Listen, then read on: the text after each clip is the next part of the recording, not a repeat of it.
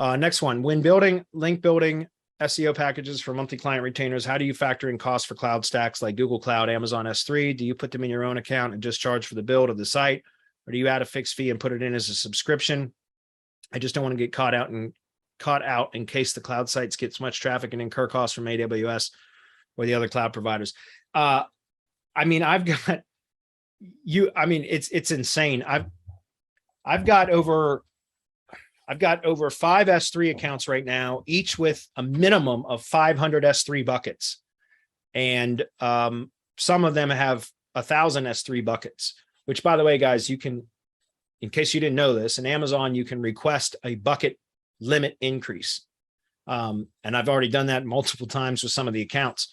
And that's because there's a 100 bucket limit by default, but you can always request to have your limits increased. And it's generally an easy process. Within 24 to 48 hours, you'll get it increased. Just tell them that you want to host more HTML sites. That's all you got to do, and they'll increase your bucket limit. The reason I started saying that was because I want to say I know for sure I've got over 700 HTML sites hosted on Amazon.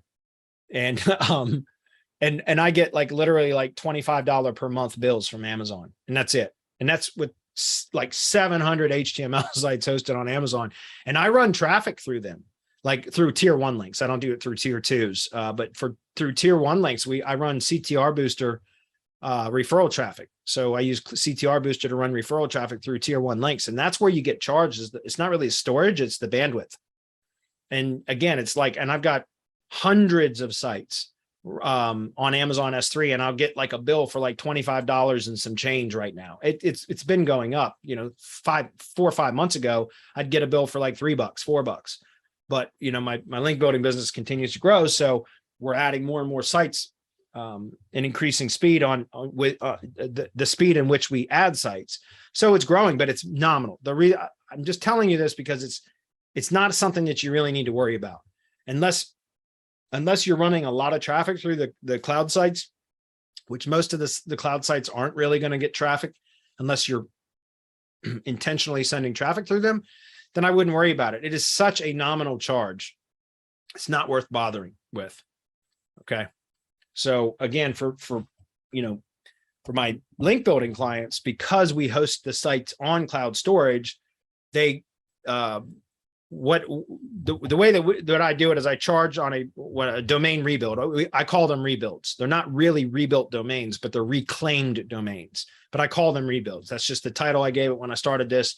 So whenever somebody buys links from me, we go out and purchase domain. We find domains that are in their appropriate topical trust flow category for what they need. We purchase them. We build out well-optimized content, 1,000+ words, articles that are optimized for the topic that they need to be optimized for. And then we host those pages on cloud storage, HTML sites on cloud storage. That's how every single one of the sites are built. And that the client gets that domain. It's exclusively used for them for an entire year. And at the end of the year, when the domain's up for renewal, the client gets the opportunity. They have the option to renew the domain for $25 per domain per year. And that covers the cost of renewing the domain and hosting for another year. So that builds $15. That's a $15 fee to renew the domain and $10 for a year of hosting, which covers any sort of charge that I could possibly get from Amazon S3 or Google Cloud Storage or whatever for hosting that domain for the year. Does that make sense? So that's what I do. I just charge but for agency clients, I don't charge them. I mean, it's just part of their retainer. Remember, I've got my link building business, and then I have my agency clients, which are tree contractors, and some older clients that I have that are in other industries. And so for them, whenever I build sites, I don't, that's just part of the retainer fee. And if they stop being clients, I can always just, delete those cloud pages or point the link somewhere elsewhere, if that makes sense. Okay. What I'm saying is, don't worry about those charges. There's such a small, it's like literally pennies per month. It's just ridiculous. All right.